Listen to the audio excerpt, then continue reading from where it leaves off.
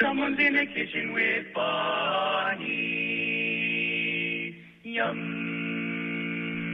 Welcome, everyone. We are here today to introduce a brand new show for Village Television. It is called Someone's in the Kitchen with Bonnie. And I would like you to meet our new chef, Bonnie McKibben. And I would like to hear a little bit about how you got here. I got here. When did you come to the village? Well, I came to the village the top of COVID. So I missed out on all the good stuff, on figuring out what there was to do there. But then I spent more time in the kitchen, which is my passion. So that worked out quite well. Wonderful. Yeah. And you've cooked all your life? Or? Yeah, I've cooked all my life. My passion, I believe, came from my grandmother. She loved to cook. She loved to feed people. And when my family would go away on vacation, 2 weeks camping and water skiing, I would go to my grandmother's house and be at her elbow while she cooked. Oh, so wonderful. that's where the passion came from.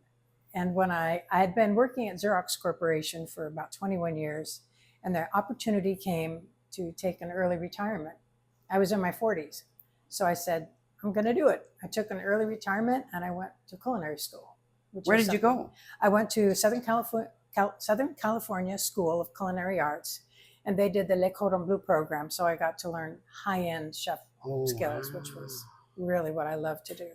Wonderful. Yes, it was great. And it's here in Southern California? It was in Pasadena. I do believe it's closed now. But when I went, Julia Child was affiliated with the school. Wonderful. So I got to see her, and we actually flew on a plane together. Well, I shouldn't say together, that's misleading. At the same time to Boston. I was in row 1, she was in row 3, and the flight attendants and I were all excited that she was there. And I had one of my cooking textbooks with me because I had a big final coming up. So when she got up to go to the restroom, she saw my textbook and we started chatting. And her line to me was, "You must have the passion, dear." That was what she said. And I do have the passion. Yes. So, yeah, and from then on, after school, I just really dove into cooking. Wonderful. It's been great. Well, I think it's true. You have to have a passion for whatever it is that you're doing in order for you to really enjoy it, where it doesn't feel like any work at all. Yeah. So how long did it take you for culinary school? It was altogether a couple of years. And did you go full-time then since yeah, you were retired? I did. I'd go full-time. Okay. So school was 6 hours a day, and then homework and research was usually 6 to 8 hours a day. So it was definitely a full-time job, but I loved it. I just loved it. I got to feed people, which was fabulous. That's wonderful. Yes. So where did you work? Did you get a job right away after you got your license? Well, after school, I moved to Pittsburgh, Pennsylvania. For 10 years. My husband wanted to reconnect with his family. So we moved there, and I started a catering company with another woman. It was called the Culinary Queens. Oh, there you go. So we did a lot of private events and a lot of corporate events. So I got my feet wet in the catering industry through her. She had been a banquet captain at one of the major hotels. So she had skills that I didn't have, how to set a gigantic table and make it be inviting. So she was quite wonderful at that. And then I brought a whole different set of cooking skills. She was good at the comfort food aspect of it, and I was good at the high-end dining. So we did that. And then the opportunity came to move to Hawaii. So I moved to Hawaii, moved to the island of Kauai, and opened a restaurant in the southern part of the island, which was close to Barking Sands Center, which is the military base there. And so I was able to offer discounts to the military and to the police officers. And they came in a lot. I bet, and they love the kind of cooking. Yeah, they did. I did a little bit of fusion, French and Hawaiian. But I tell you what, the local people, they said, we don't want no fancy stuff. They wanted their traditional gravy off from a mix. They didn't want me to make. They didn't want me to make any homemade gravy for the local moco. But that's okay. I learned how to make malasadas, and of course I had to crank it up. I can't just make a plain old malasada, so I did candied bacon maple mousse stuffed malasadas, which is a little fried ball of dough that's just mouthful. Like cottony heaven in your mouth. So then I filled it with that other aspect. It was a little heavy, but it was quite delicious. Well, and again, if you're serving in the restaurant, but also how many, if there were servicemen coming in and, first responders and so on, how many would you cook at a time, say? I mean, what kind of crowd? Well, it depended on the day. It was right at the road that led up to Waimea Canyon, in the little Waimea Canyon in Kauai. So we got a lot of tourists. I had 12 flavors of ice cream, which was fun. Oh my. Yeah, so I got a lot of kids in the afternoon when school let out. It was a real local family hangout. And then the county, in their infinite wisdom, decided to reroute the traffic, and most of the small businesses closed, which mine was as well. Oh wow. So I moved how over long to were you? another island. It was about a year. The restaurant was open a little over about a year and a half, actually. But then you moved somewhere else in Then Hawaii? I moved to Oahu because Okay. I was doing music there. I was flying over every week to do music there. I had 2 choruses, a men's chorus and a women's chorus in the barbershop organizations. So I moved there, went to work in a bank. Silly as that, Yeah. but paid the bills. That's not you. That's not me. But I had fun. I really did. I had fun working downtown and going to all the really cool restaurants and places to buy local food there. And then my first grandchild was born, and I thought, I need to go back to the mainland. Okay. So I did. So I moved back. I'd lost my husband when I was still living on Kauai. So it was time for me to get back to family anyway. So I moved back here and went to work for a company that hired me as the executive assistant to the CEO, because I had the corporate skills, plus I also had hospitality skills, if you will, for Right. running a restaurant. Right. So I did that for a few years when they started having board meetings on site and they wanted me to order in food. Well, There's no way. No. So I cooked, and they were surprised and stunned. I had a full bar, I made appetizers and hors d'oeuvres. We'll talk about that in a little bit. And so then it morphed into me becoming their full-time executive chef. And I cooked for all their events, in fact, I still do. Oh, you do? I cook for the employees once a month. I go in on one of the Thursdays. I do their big holiday parties. And So that's a large group. it's a large group, Yes. yeah. And I think that's the key of being able to cook for small amount of people as Mhm. well as the large and not lose the flavor. Not lose the It's- flavor. And it's- interestingly, if one of the things that I do at home, and I also do it here every Tuesday when I cook for the seniors, is I'll make a pretty good sized portion. If I'm at home, maybe it'll be for 8. Then I'll package it, let it come to room temperature, freeze it, and then when I'm tired and I don't feel like cooking for myself, or I've cooked here all day for others and I just want to go home and have a nice meal, pull it out of the freezer, done. Yes. It's Maybe just put a little planning salad ahead. together. It's planning ahead. Planning And I ahead. think that's one of the things that we don't always do, and we wind up wasting food and throwing food away. Is just, there's so many people that are hungry. I mean, it's not the starving children thing that my stepmother used to say, but just throwing food away No. is just, no. And I find that myself is that if I don't eat something almost right away within 2 days in the refrigerator, So you don't want to. don't put it in the refrigerator. Yeah, it's Put got it to in the go freezer. Yeah. It's got to go freezer. So, but that's, so once you still do that, but you're not doing it like full time anymore with the executive, and then Yeah.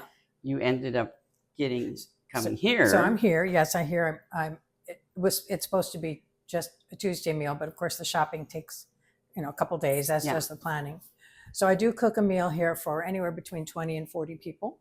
It's a free will offering. They can come in and have lunch and have fellowship and community with some of the other seniors in the Right. area. And they sing happy birthday to each other. And Oh, how sometimes we'll bring out wonderful. special cakes.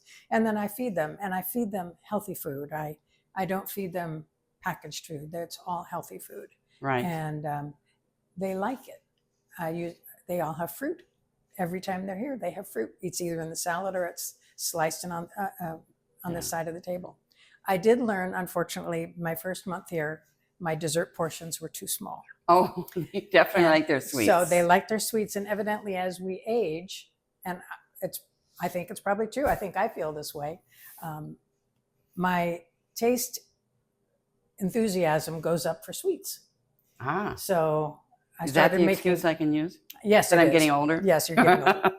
So dessert goes out first, unless it's something with ice cream or a frozen dessert. And they will oftentimes eat dessert first. So the old saying, life is short, eat Yes. dessert first, comes true. Yes. So if I am going to have to hold the dessert back to serve it at the last minute with ice cream or something, then I'll put out sliced fruit. I'll put a big tray of sliced melon and some berries. And yeah, You've spoiled them, of I do course. spoil them, But you enjoy it. but they're And they healthier enjoy when having they it. come here. And for some of them, this is the only hot meal Yes. they get a week. Yes. So that Well, makes and me that's feel really good. one of the things that I've noticed as well, being a senior. But we all love to eat. We do love But to. hopefully, after listening and having you educate us a bit on cooking, we'll learn to love to cook, even if it's for just myself, because there are ways, as you said, of make enough, freeze part of it. Nothing wrong with that.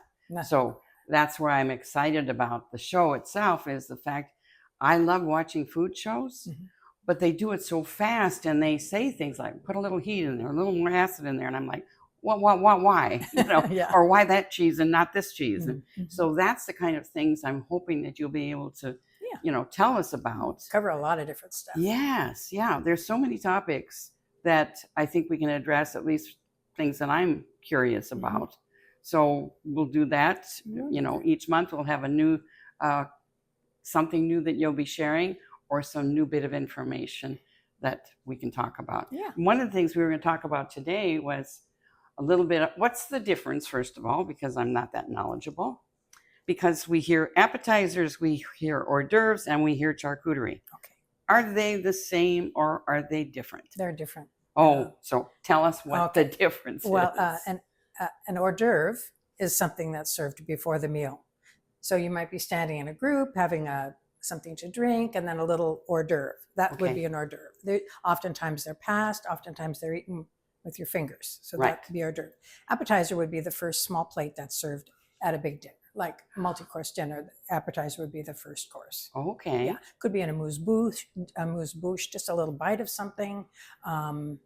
It could be like an oyster capellini. I do a pickled oyster on a bed of spun cucumber with a little bit of a vinaigrette. It's so delicious, and the sweetness from the oyster comes through. A lot of people don't like it, but it's pickled, so it's not that slimy texture that a lot of people don't like. Yeah, I'm not big on that. That would be an appetizer. That would be an appetizer. That would be an appetizer. And then the charcuterie. The charcuterie is just its own thing.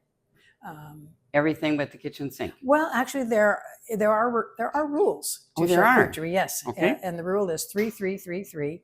3 meats, 3 cheeses, 3 accompaniments, and 3 breads. And that is a balanced charcuterie for a group. Wow. Yeah. Well, and I hear from certain people that work in woodworking here in Clubhouse 4 that they're making charcuterie boards. And I'm thinking, boy, I hope they sell those. Me too. At the, whatever they have, that art affair Art festival. in November. I know it's well attended, but that's when they sell those type of things there. So those are very popular. But then again, it doesn't matter which meats or which cheeses. It depends on what you like, really. Just what we like. It's nice to have a good balance. Right. And sometimes, as for accompaniments, which we're going to do a little accompaniment here today, one of the things I like to do on Fridays is go over to the farmer's market that's right here by Laguna Woods. I bought all of these vegetables over there this week. Everything that's in these 2 bowls. I bought these all on Friday. And now, is this the new one that's up on Moulton? No, it's the one. It's the one that's on, where the on Paseo. Where the I can't think of it. The Laguna Hills Mall used to be. Yeah, exactly right. So that one, but now they have another one too. I haven't been to. Oh, I've not been to. And that's the one that's up. Maybe it's going to be around where the DMV is closing, up in that area. Yeah. So I don't know what. I think it's going to be a different day actually. Not on Friday. So you'll have 2 choices to go to. But, no. But yeah, and so you know what you're, you know what, I mean, again, how do you know when a melon is ripe? All those kinds of things you learn, and you pick up, does it make noise when you, like a watermelon? All those kinds of things are all little tips that I don't necessarily, Well, that's one of the nice things about going to a farmer's market is they will tell you, they will pick out, if you say, which is the best melon or which is the best tomato or whatever. One of the things that I learned when I go to a fishmonger or to the meat counter at Whole Foods, and they come up and they say, may I help you? I say, yeah, I would like to have let's say a ribeye.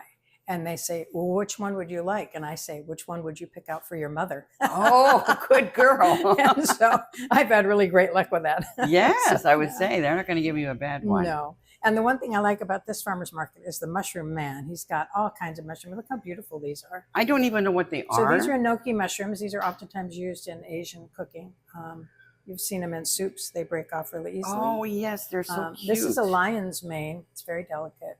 Pick it up. Isn't that beautiful? That's a mushroom? It's a mushroom, and it's quite meaty and flavorful. Oh. And then this is a king oyster mushroom. Look at that. Yeah. Now, these you all got at the farmer's market? I got all of these at the farmer's market. Yeah. Oh, my stars. Yeah. And everything here as well. The peppers and I picked these because they're so pretty. The colors are so beautiful. Are. And I'll take those home and I'll now, cut them up with a little olive oil, salt, pepper, and I'll roast them.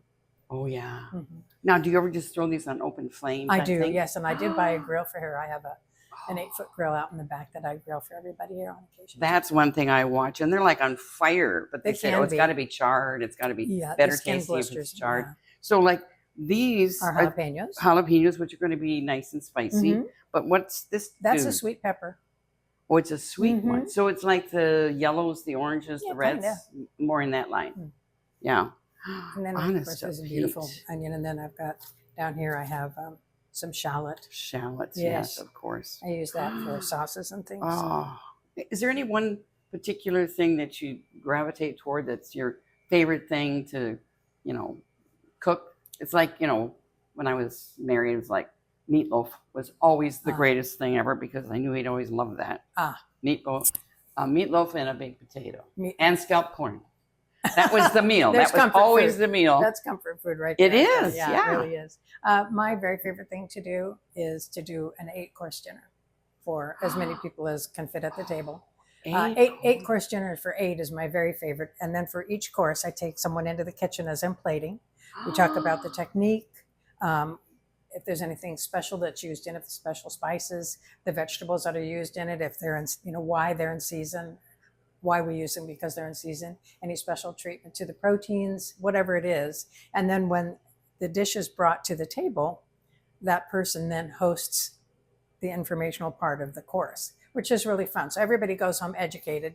Oh, that and then we do wine pairings. We'll talk about why this wine accompanies this. And I have to tell you that I cheat a little bit when it comes to wine because I have a friend that taught venting and horticulture up at one of the colleges at Berkeley, as a matter of fact. So I will send him my menus and some of my recipes, and he'll send me what wines go best. So that works out really well. And I've started a new thing now where I pair music with each course. So, of course, the whole 9 yards has to have music. Yes, but the thing that you just mentioned to me, if you have this party of 8, and say you're going to have an appetizer, like we were just saying, and so you take one of your guests into the kitchen, and you say, "Here's what we're having, and here's how it's prepared, and here's how it's plated, and why it's plated this way." And then she or he goes back and tells the rest of them. Yeah, as it's being because again, once you've told someone, you're learning. So it's we could do that at some point in time. Do a course for each episode. Would be fun. Yeah. Well, again, I think I love that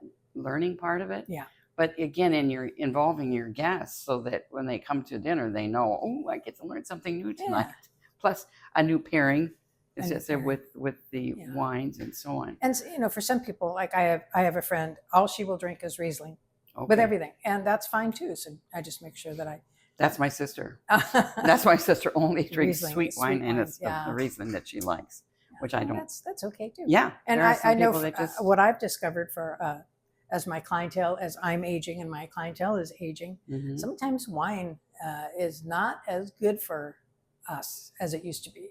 I mean, people wake up in the middle of the night with a racing heart or headache the next day. So I try to make other things available if they don't want to drink wine. Right, something special, I'm sure. Something special. Well, and that's the thing too, is that as you get older, I think that when you used to be able to have a glass or two of wine, now one glass makes you a little bit off balance, and you surely don't need that second glass of wine. So you have to really, be aware of that. We have to recognize, darn it. Yeah, exactly. It's like, oh, that's another thing that's going to have to go. So, well, I hope that we can do in the, next month, the next show is where we can do different things, such as a charcuterie board, we'll and how we would set that all up and everything. And also, I mean, different things. I think we mentioned once before that here in the village where a lot of us are single. So therefore we've got, a steak in the freezer or a chicken breast in the freezer. And I thaw that out. I want something for dinner. And I've got something in the pantry as to, what you can creatively come up with for a lovely. One of the things that I'm doing more of, because I've been watching all these shows, is marinating. Mm. So therefore, when I love to grill vegetables, and so I cut them all up, and then put the olive oil or sesame or whatever it's, and then everything I have on my pantry door is in there, and just turn it around so that it sits in there and marinates before I throw it on the grill. That's a great thing to do. Yes, Yeah. because the flavor is different every time. It Because I changes never, the flavor profile. It does, I don't yeah. remember which one I grabbed. So each time it's got a different.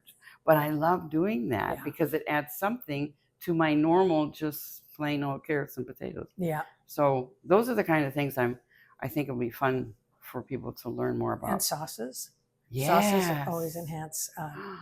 Well, and how you make your own? I do. So therefore, I I've make never all done my it. own sauces. I make all my own salad dressings. I make everything from scratch. Oh, It's a little bit of a snobbish thing about me, and I admit it. But you like it, and you prefer it? I prefer it. It's fresher, cheaper. And I remember, it's less expensive. if I'm not wrong, I remember that you taught your sons how to do this. I did. When my kids were little, all three of them, they would call me up and say, Mom, how do I make my salad dressing? Because we always had homemade. So they would go home and, as a trio, chop up all the vegetables, put it in a bowl, but they couldn't remember how to make salad dressing. So garlic press, the fresh lemon juice, the olive oil, and to this day, they all three of them are really good cooks.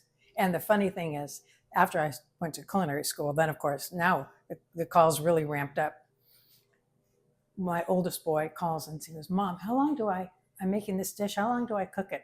Standard answer, till it's done. Oh, thanks. That's all I needed to hear, Mom. But he figured it out. He did. I mean, what size pan? What's the size of the roast? What temperature are you cooking at? There's all these other questions that have to be asked. Yeah. I got them all thermometers, so it's. Well, that's good. That's the other thing that I've been made aware of how to me, it's a little bit too rare, but most of the time when they're cooking meats, it has got to be almost still mooing because they like it where Rare. it's tender and more rare than well done. They won't even touch it if it's not pink enough. So again, that kind of stuff, that knowing, as you said, just how much on each side if you're grilling it, because of the thickness of the steak and what kind of steak it is and everything. My favorite steak to cook is flank steak. It marinates really well. Oh, yes. And there's a technique that they give you for telling if your steak is done, and it's this fleshy part of your hand right here. Yeah. This is rare. These are different bits of medium and medium rare. And when it's like this, it's pretty much well done. Feel how hard that is there when you do that. So I taught my boys that. Well. So that's, So You don't want that. This is well. This is well. Feel how hard. Oh, yes, I see what you're doing. Yeah. You're touching in there. The muscle there, it gets hard. It And here it's nice and does. soft. So that's a kind of a little way to do it. And then I use my tongs and I press down on it to see which one of those it is. I can tell without doing my hand in it. After a while, you would get really good at that. But I also use a meat thermometer. You do? I do. Okay. Just because people are funny and they want it cooked the way they want it. And I totally agree with them. They should have that. Yeah. So. Well, and again, to be careful, especially when you're doing something like chicken or turkey or something like that, to make sure that it's very absolutely, pork, especially chicken. Yeah, pork. You have to make sure that it's has well to be done. cooked to the right temperature. Yeah, that is so. I'm so excited about the show, and I'm so excited that you were willing to be a part of that, especially well, it's fun to because share. it's you in your kitchen, but the knowledge that we're going to get because of this, I am just stoked about that. So there's so many things. Maybe we can start doing a part of your charcuterie today a little bit. Have you got something planned here that we can do a little bit of? I don't know that we can finish it up by the time this episode's over, but we can talk. Let's talk a little bit more about some of the other things. Oh, good. Let's do that. I think that they would enjoy hearing about. A composed plate has to have a sauce. So we can go through the 5 mother sauces. There's a complex way to make a hollandaise, and there's a very, very simple way to make a hollandaise. I use the simple way even when I'm doing high-end dinners. It just takes this much time, and it's incredibly flavorful. And you can take plain old steamed vegetables and add a sauce, and it just elevates it to the next level. And fish too, hollandaise got the lemony flavor to it. So there's those 5 sauces. We can talk about the different flavor profiles of some of the herbs. the fresh herbs that I like to use a lot, Uh-huh. and the dried herbs and the difference, what makes one used over the other. Right. There's one thing that I think people don't realize when you're making a stew or a soup. It's best if you add your spices in 3 different times. Really? The first time is when you're just first cooking it, you put a little bit in and that flavor cooks down. Then when you're about halfway through, you add the next third and it bumps up the flavor profile. It gets that really rich essence of the herbs. And then at the very end, you add the last bit and it pops. It's like adding acid to a dish. It Okay. brightens the dish up, and Okay. the complexity of the flavor profile, it just shoots through the roof. That's how I've won every single chili cook-off. Really? Yes. Because you know how to do it in That's treats. right. Oh, That's wow. right. Yeah, it's fun. One of the things that I noticed, which the amount of salt, they use a lot of salt on different things. And I'll hear the comments from the judges saying, you didn't have enough seasoning on here, you didn't have enough salt on here. That's really, in order to bring out the flavors, you do need to add these things. Do you have, I'm sure you do, certain vegetables that you like certain sauces on that you tend to use that. Yep. And as you said, and even your own dressing then, if you've already got your oil and you have just a couple of seasonings that you want to add to it, then why not? Yes. Instead of by, bottled dressing. Exactly. What would be the point? Yes. Well, I'm excited. Yes. I'm me too. excited. I'm excited to learn and to find out what we're going to be doing next month. So until then, thank you so much, Thank Bonnie. you. I was happy to be in the kitchen with you Yes, today. indeed. All right. Bye-bye.